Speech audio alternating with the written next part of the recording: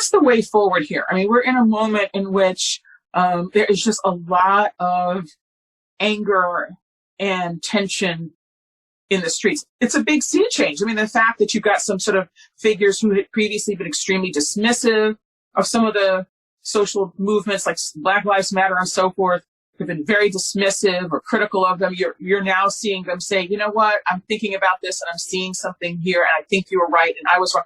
That's kind of new. So what's the way forward here in your view?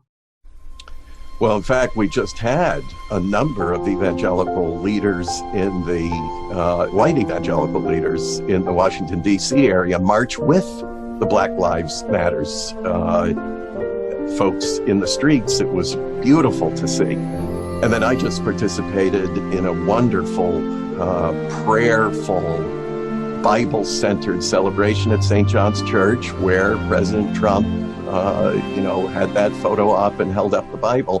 Only this time, the Bible was actually opened, read, preached, and there were the prayers of thousands of people, and it was people of many faiths came.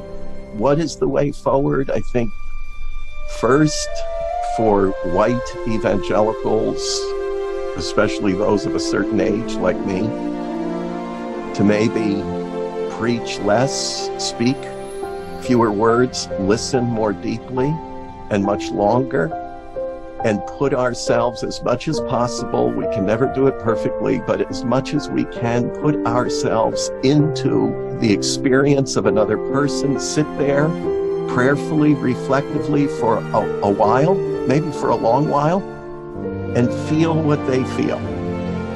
We see Jesus do that on a number of occasions, even to the point where when one of his friends died, he stood at the entryway to the tomb and wept. It's one of the most profound but shortest verses in the entire Bible. Jesus wept. That's all it said. Maybe this is a time for us to stop talking like I'm doing now and instead weep with those, as the scripture commands us to do, weep with those who weep.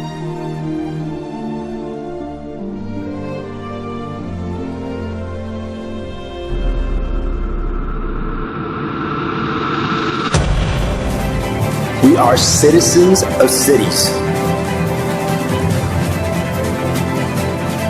We are citizens of countries. But together, we are citizens of the world.